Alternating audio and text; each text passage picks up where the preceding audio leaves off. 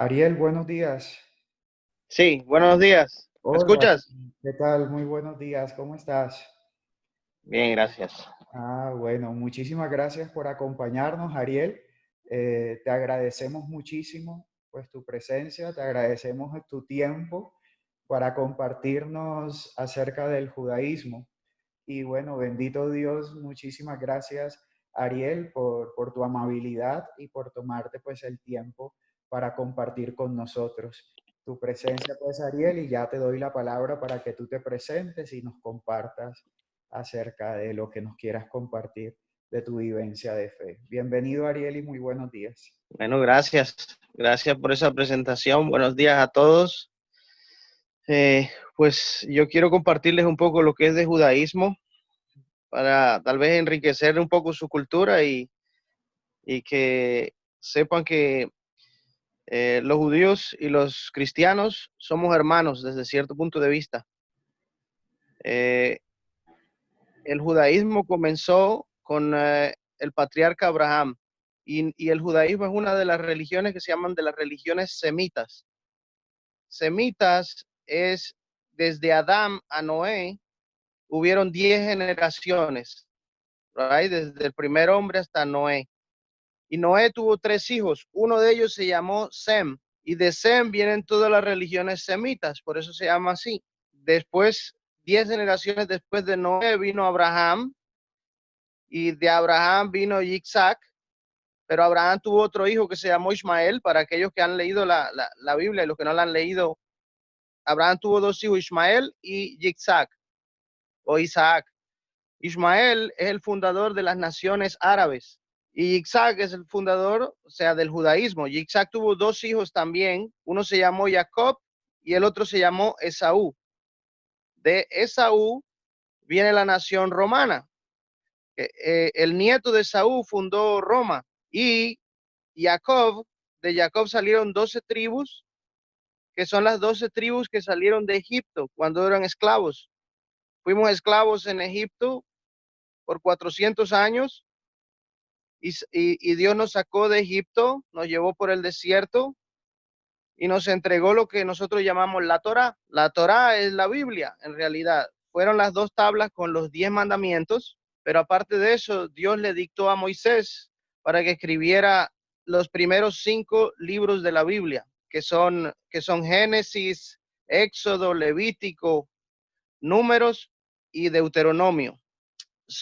Nosotros, los judíos, vivimos por esas normas, por esas leyes que están escritas en ese libro. Había más de 3 millones de personas escuchando la voz de Dios en el monte Sinaí y nosotros, eso fue entregado a nuestros padres y nuestros padres le contaron a los hijos de ellos y a los hijos de ellos a sus hijos hasta que llegamos a nosotros. ¿Qué somos los judíos? Es una gran familia, ya, una familia que venimos de Abraham, de Isaac y de Jacob, pero tenemos también a Esaú, que es la nación romana, que después, si saben, Roma tuvo poder sobre Israel mucho tiempo, en el primer siglo, y de ahí ellos sacaron, o sea, la Biblia que ustedes ven hoy en día, la tomaron los romanos también, porque antes existían muchas religiones que hoy no existen. Todo lo que ven en la mitología griega, la creencia de muchos dioses, del Olimpo y de todas esas, de toda esa clase de creencias. Hoy en día nadie cree en eso, excepto algunas otras naciones, pero en general el mundo entero es casi cristiano, ¿no? La mayoría del mundo casi son cristianos, ¿ya? Que tomaron la religión y adoptaron la Biblia a su religión. Esa es la nación judía. ¿Cómo vivimos nosotros? Por medio de esas leyes, por medio de esos mandamientos. Eso es lo que hace el vivir diario de nosotros. ¿Qué creemos? Creemos que hay un solo Dios, ¿ya? Esa es la fe que profesamos nosotros, que fue lo que le fue dada a Abraham. Cuando Dios encontró a Abraham, le dijo, o sea, le reveló quién era y le dijo que fuera a un lugar y le mostró la tierra de Israel y le dijo, tu descendencia va a heredar esta tierra. Por eso hay una nación que se llama Israel, hoy en día hay mucho conflicto, mucha disputa entre judíos y árabes, porque para esa época habían una nación que se llamaba los cananeos, habitando en Israel. Si leen un poco la Biblia, Dios dijo que esa era la tierra que para nosotros, nos estableció allí, hicimos guerra contra los cananeos y Dios nos entregó esa tierra. Nosotros creemos que todo lo que sucede es porque Dios lo manda. Todas las personas que nosotros conocemos a diario es porque Dios manda que así sea. Hay un plan divino en todo. Hasta una hoja que se cae de un árbol, decimos que del cielo decretaron cuántas vueltas va a dar esa hoja en el aire hasta caer al piso. Todo está dado por Dios, todo lo que se mueve, toda la existencia única que hay en el mundo es Dios, ¿ya? Y puedo dar un ejemplo como el sol, ¿ya? Que nosotros vemos los rayos del sol aquí en la Tierra y podemos ver un rayo y podemos decir este es un rayo del sol, podemos ver que es un rayo independiente. Pero si fuésemos al sol, no podríamos ver ese rayo. ¿Por qué? Porque dentro del sol tú no puedes ver nada independiente, tú puedes ver un gran fuego. Asimismo, todo lo que existe, para que exista, tiene que tener la energía de Dios, aún las piedras. Cualquier cosa que no tenga la energía de Dios no puede existir, se desintegraría. Entonces, esa es nuestra creencia. Básicamente, como ustedes creo, oramos todos los días, 3 veces. Educamos a nuestros hijos en colegios judíos, así como ustedes tienen colegios católicos, educamos también a nuestros hijos en colegios judíos. ¿Qué más puedo decirles? ¿No? Quisiera que me hicieran preguntas para poder cualquier cuestión que tengan duda, porque no sé qué más decirles. Ariel, yo no les conté a los muchachos, pero cuéntanos desde dónde te estás comunicando, ¿sí? ¿Por qué estás allí? ¿Cómo llegaste allí? ¿De dónde es tu familia? Etcétera. Porque tú no estás en Bogotá, entonces... No, yo estoy en Miami, yo vivo aquí en Miami, en Hallandale Beach. Aquí, yo llegué aquí y yo soy de padre cubano y madre colombiana. Ah, ok. Somos judíos. Mis padres actualmente viven en Israel. Casi toda mi familia se mudó para Israel. El único que quedó aquí fui yo, que me casé aquí y pues tengo mis hijos aquí, tengo mi esposa aquí. Eso es. El judaísmo enseña que es un solo Dios que existe. Enseña que uno no debe adorar otros dioses porque Dios es un Dios celoso. Es como una persona que tenga una novia y quiere salir con otra novia. Está escrita en las escrituras así, que Dios es un Dios celoso. Solo le pedimos a Dios. No tenemos a nadie más quien pedirnos, aun cuando creemos que existen ángeles, que existen todo el ejército del cielo, ¿verdad? No podemos hacer, por ejemplo, figuras para tener en la casa de animales o de nada, excepto fotos de la familia, cosas así, ¿no? No tenemos figuras de adoración. Eso lo hemos estudiado nosotros en Éxodo 20. Tenemos muchas leyes, muchas normas por las cosas que nosotros hacer, más que por una idea intelectual que tengamos de Dios, ¿ya? Nuestra fe viene, es como Abraham. Abraham, Dios se le apareció y le dijo, sal de tu familia, sal de tus parientes. La familia de Abraham era una familia que creía en muchos dioses. En esa época había esa creencia, era muy común. Hoy en día eso se ha erradicado. Casi todas las religiones creen en un solo Dios, excepto algunas religiones asiáticas, como Buda, como otras religiones que creen en varios dioses. Abraham le creyó a Dios y dice que Abraham salió y caminó con Dios. La forma de caminar nosotros con Dios es haciendo lo que Dios dice. Si una persona se hace la pregunta, ¿qué quiere Dios de mí? ¿Ya? ¿Qué es lo que Dios quiere de mí? Debe ir a la Biblia y ver qué es lo que Dios quiere de nosotros los seres humanos.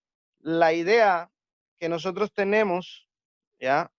Y que está en la Biblia, de por qué Dios creó. Si Dios es un ser espiritual, Dios es un ser que no tiene cuerpo físico, es un ser que es espíritu. Cuando la idea de que Dios creó un mundo físico fue porque deseó habitar el mundo físico, deseó habitar en un mundo físico. Esa es la, ¿cómo hacemos nosotros una morada? Porque desde que fue en el Gan Eden, desde que hubo, ya estoy de vuelta, perdón. Estábamos hablando de que cuando Dios creó el mundo, que creó el jardín del Edén y puso a Adán y Eva en el jardín del Edén a vivir, la idea de Dios era habitar en un mundo físico. Pero el hombre dañó eso, dañó esa comunión con Dios al pecar, al no obedecer. Ahora nosotros vivimos en un mundo físico, pero tenemos la tarea, es una difícil tarea, de traer a Dios a habitar en un mundo físico. Por eso existió también, Dios hizo que en el desierto se creara un tabernáculo. No sé si han escuchado hablar del tabernáculo que había en el desierto, que lo armaban, lo desarmaban. Dios siempre anhela habitar entre nosotros. Se creó el primer templo cuando el pueblo judío entró a Israel. Dios mandó a que se hiciera el primer templo y después se destruyó ese primer templo. Después creó el segundo templo, el cual fue destruido también. Ahí habitaba la presencia divina, se veía una nube arriba de ese templo. Ya hasta que venga el Mesías y reconstruya el tercer templo, que es el que creemos que es el templo que va a ser definitivo, va a ser un templo indestructible. Nosotros vamos a habitar de esta manera. ¿Cómo podemos hacer una morada de Dios? Tratando de obedecer sus leyes, porque la Torá para nosotros, o la Biblia, es la guía, es la instrucción de vida, ¿ya? Para que los seres humanos podamos vivir en armonía y que nos amemos todos y que amemos a Dios, que hagamos la voluntad de Dios. La voluntad de Dios es exactamente la Biblia, es su palabra, ¿ya? Su palabra, su deseo, su voluntad. Eso es lo que es el judaísmo. Van a preguntar algo, aprovechan en este momento, pero yo sí te quería preguntar que cómo tu fe llena de sentido tu vida, ¿sí? Cuál es la importancia de tu fe para hallarle un sentido a tu vida, a tu familia, no sé, a tu existencia, Ariel? ¿Cómo te ayuda tu fe? La fe, como dije antes, para nosotros es más hacer que tenerlo en la mente, ¿ya? Porque cuando tú crees algo, actúas conforme a lo que crees.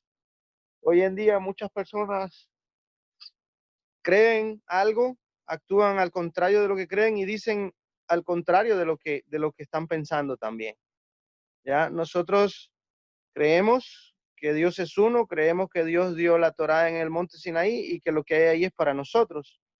De ahí cambia toda la vida de nosotros.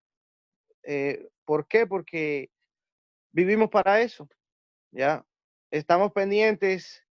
Si te doy un ejemplo, estamos pendientes, por ejemplo, la Biblia tiene una dieta de cosas que se pueden comer y cosas que no se pueden comer. Está en Levítico 11.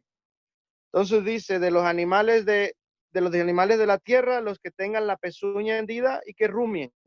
Esos son los animales que Dios permite que comamos. De los animales del mar, los que tengan escamas y dos aletas. Y de las aves, menciona todas las aves que no se pueden comer, el resto se puede comer. Entonces, vivimos, eso es lo que comemos, esa es la Torah que aprendemos y así es la vida. Decimos, hay que guardar el Shabbat, hay que guardar el Shabbat, desde el sábado. Nosotros no trabajamos en Shabbat, nuestros hijos no van al colegio en Shabbat, no salimos a mall, descansamos, vamos a la sinagoga y así vivimos. Eso le da vida a nuestra existencia, es nuestra fe. Por lo tanto, nuestra fe es un estilo de vida. No lo vemos como una religión, sino un estilo de vida, porque cambia en el momento que tú crees eso, cambias todo en tu vida. ¿Ya? En el momento que no lo crees, pues tú sigues tu vida como crees tú que está bien. Nosotros hay cosas en la Biblia que no entendemos, sin embargo, las hacemos. El pueblo de Israel, cuando se le entregó la Torá en el monte Sinaí, dijo, haremos y entenderemos. O sea, que primero vamos a hacer lo que dice ahí y después entenderemos. Hay Interesante. personas que primero tienen que entender y después tienen que hacer. Si les parece bien, lo hacen.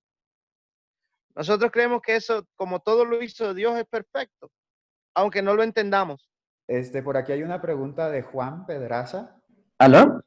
Hola Juan, te Sí, escuchamos. Hola, adelante, hola, profe. Juan. Hola, ¿cómo estás? Oye, una pregunta, es que pues tenía esa duda como desde hace rato. Eh, ¿En qué consistiría, digamos, Hanukkah? Pues en este caso celebramos la Navidad. ¿Cómo sería Hanukkah y pues como el papel simbólico del dreidel? Que, o sea, no he entendido todavía. El dreidel. Ok. Sí, señor.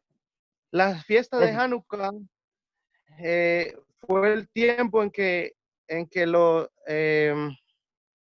los griegos dominaban en Israel. Y los griegos primero impurificaron el templo donde habitaba la presencia divina. Y segundo, hicieron prohibiciones al pueblo de Israel. Prohibiciones, por ejemplo, nos prohibieron estudiar la Torá. Le prohibían a los padres hacerle la circuncisión a los niños, como dice la Torá, hay que hacérsela al octavo día.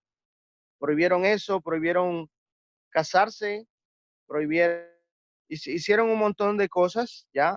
Si tú ves Hanukkah, nosotros encendemos nosotros llamamos una menorá, es como un candelabro con 9 brazos. Cuando los judíos vencieron sobre los griegos, que echamos a los griegos de ahí de Israel, solo se encontró una tinaja de aceite. Lo que pasa es que hay un mandamiento en la Torá, sí, un mandamiento en la Torá que dice que no se puede apagar la menorá. Dentro del templo había una lámpara, un candelabro grande de oro dentro del templo. Y ese debería permanecer encendido siempre. So, cuando volvieron al templo, los sacerdotes judíos vieron que solo quedaba un poquito de aceite, una tinaja de aceite que estaba puro. So, con ese aceite encendieron, pero ese aceite iba a durar para un solo día. Y para conseguir nuevo aceite, que hay que machacar olivas, o sea, aceitunas, hay que machacarlas y sacarle la primera gota de aceite. Imagínate cuántas aceitunas tenga que machacar una persona para sacar una tinaja de aceite. So, ese aceite iba a servir para volver a encender la menorá, pero duraba 8 días el proceso para conseguir nuevo aceite. So, ¿qué pasó?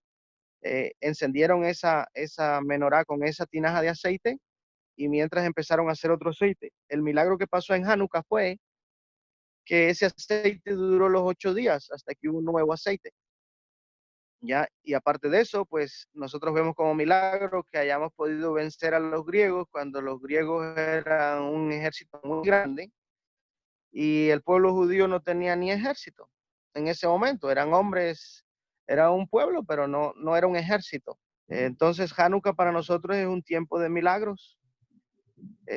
Cuando los romanos, cuando los griegos pasaban por los barrios judíos, los niños estaban estudiando Torah de memoria, se aprendían la Torah de memoria. Y entonces se hacían preguntas, sentados, por decir, en el piso, ahí haciéndose preguntas. Pero cuando los romanos pasaban, ellos jugaban con un dreidel, como diciendo, no estamos estudiando Torah, estamos jugando aquí con esto, estamos perdiendo el tiempo. Eso es lo que pasó. Ya, ese es el significado del dreidel. El dreidel significa que hay que estudiar Torah, aun cuando no te dejen. Es algo que es la base de nuestra fe. Si en el judaísmo se pierde la Torah, pues no hay judaísmo. Hasta ahí llegó el judaísmo. También el dreidel es diferente. Hay otra fiesta que se llama Purim. Es como algo que hace un sonido, hace un sonido. Ya, el dreidel tú lo coges de arriba y le das vueltas, ¿ya? Yo tengo aquí un dreidel para los que no saben. Esto es un dreidel. Déjame ver si se ve bien. ¿Ya? Es como un trompito.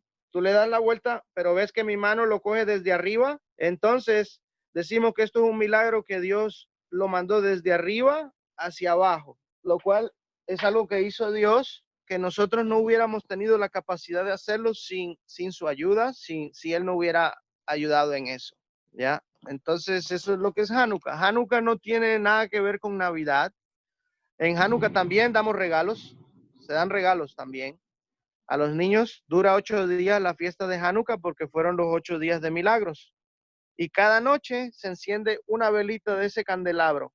El candelabro se va encendiendo la primera noche, enciendes una, después 2 al segundo día, 3 al tercer día, hasta que se llega al octavo día, están todos encendidos, lo cual significa que cada día añadimos más luz, y la luz también es representada por la Torá. Cada día debemos añadir más luz. ¿Por qué? Porque la Torá es luz para nosotros. Si tú estás caminando por un lugar de oscuridad, no sabes qué hacer, la Torá te guía y la Torá te dice qué es. Eso es como si fuera una linterna, una vela, ¿ya? Eso es lo que significa Hanukkah para nosotros. Muchas gracias, Gracias a Ariel. ti. Mariana, abre tu micrófono y te escuchamos, Mariana.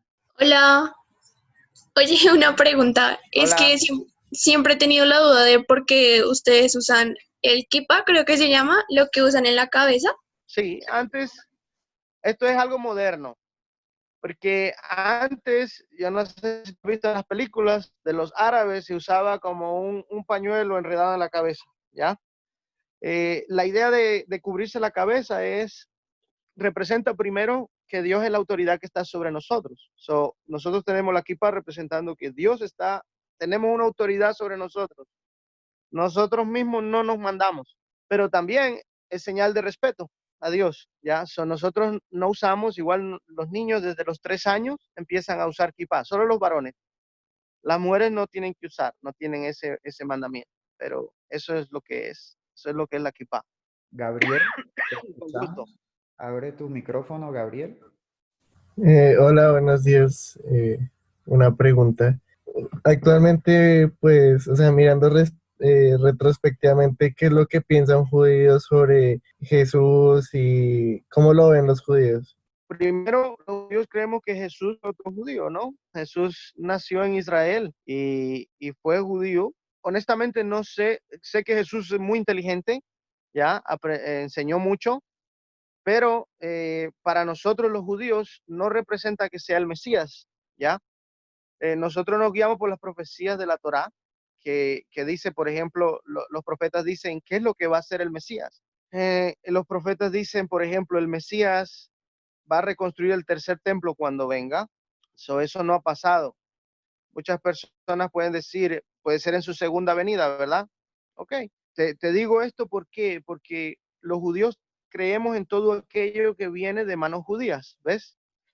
El Nuevo Testamento, que es el que habla de Jesús, apareció en Grecia, apareció de manos griegas, ¿ya? Y entonces hay cosas que son muy judías, o sea, como que los griegos cuando estuvieron en Israel, como conté de la época de Hanukkah, aprendieron mucho judaísmo, estudiaron todos los libros judíos. By the way, los griegos son muy inteligentes, fueron muy inteligentes, ¿ya? La cultura griega, por eso decía la cultura greco-romana, porque los romanos eran la potencia, pero los griegos lo conquistaron en cultura, ¿ya? Los romanos lo conquistaron militarmente a los griegos, pero los griegos conquistaron a los romanos culturalmente y conquistaron el mundo entero con su cultura. Ya la filosofía, todas esas cosas vienen de Grecia. El Nuevo Testamento apareció en Grecia, ya, pero vemos contradicciones del Nuevo Testamento con la Torá que nunca se perdió, que es el original que nosotros tenemos desde el monte Sinaí. Ese siempre estuvo en manos judías. Todo aquello que contradice la Torá, pues nosotros lo damos como que no puede ser verdad, a menos, ¿verdad?, que estemos equivocados. No sé, no creo que, porque la cultura de nosotros no es cultura de nosotros, es Dios mismo que nos dijo qué hacer. Entonces Jesús aparece en el Nuevo Testamento, no en el Antiguo Testamento. Y otra de las profecías de Jesús no de Jesús, del Mesías, es que tiene que venir descendiente de la tribu de David, por ejemplo. Si tú ves la genealogía que hay en el Nuevo Testamento de Jesús, el que viene descendiente de David es el papá de Jesús.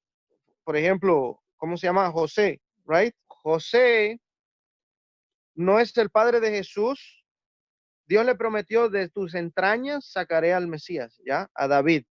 Dios no puede cambiar ahora y decir, no, mejor lo voy a hacer con el Espíritu Santo. Ese tipo de teorías, ¿ya? Cuando un espíritu viene y está con una mujer y la embaraza, por ejemplo, nosotros lo vemos como cultura griega, ¿ya? ¿Por qué? Porque en Grecia decían, por ejemplo, había un dios que se llamaba Zeus en la mitología griega Y este Dios estuvo con una mujer y la embarazó y nació un semidios. Era mitad hombre, mitad Dios, que se llamaba Prometeo. Eso es traído como a la cultura judía. Dice, el Espíritu Santo vino y estuvo con María y María concibió. Entonces, para nosotros lo vemos que es algo griego, no judío. Ningún judío espera que el Mesías sea un hombre que no venga de papá y mamá. Tiene que venir, por ejemplo, por el judaísmo, la tribu a que pertenece, la da el papá. La judeidad la da la mamá. Te explico eso. Si una pareja, la mujer es judía y el hombre no es judío, el hijo sale judío de todos modos porque la mamá es judía. La mamá es la que pone el judaísmo. Pero si hay un hombre que es judío y se casa con una mujer que no es judía, el hijo que tengan no sale judío, no es judío. Si quiere hacerse judío, tiene que convertirse al judaísmo, pero no nace judío, ¿ya? Ahora, en el caso del hombre, el hombre pone la tribu. El rey David viene de la tribu de Judá, ¿ya? La tribu de Judá la tiene que poner el papá.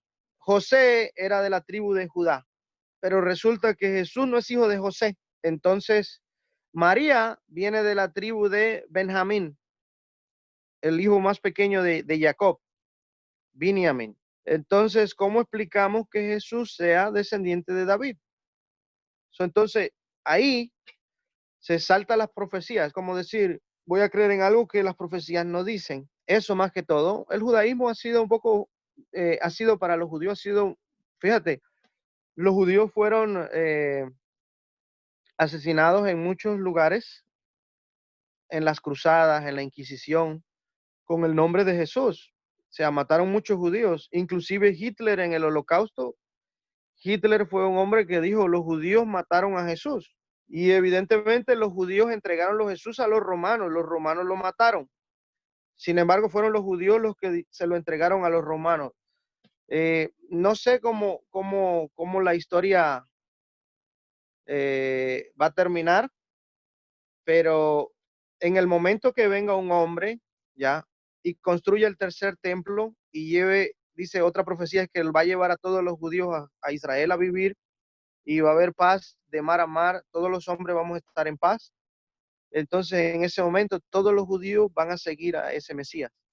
¿Ya? Si eso no pasa, si viene un hombre y dice, soy el Mesías, y eso no pasa, pues nosotros no vamos a creer hasta que pase, porque son las señales que tiene que hacer el Mesías.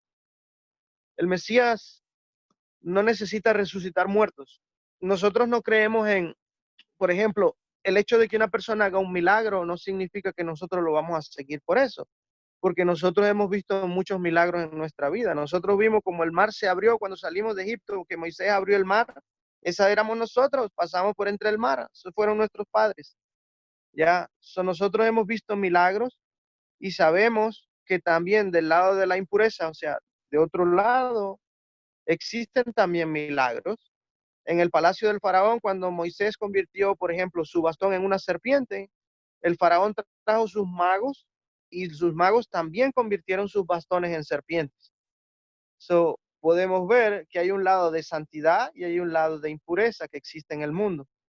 El lado de impureza también hace milagros. Como te digo, los miembros del Sanedrín que existían en ese tiempo en Jerusalén, lo mínimo que podían hacer era resucitar un muerto. Cualquier persona resucitaba un muerto de ese Sanedrín, ¿ya? No fue solo Jesús. Entonces, ¿qué te puedo decir? Si Jesús viene y lo hace, lo que te digo de las profecías, te aseguro que todo el pueblo de Israel va a seguir a Jesús.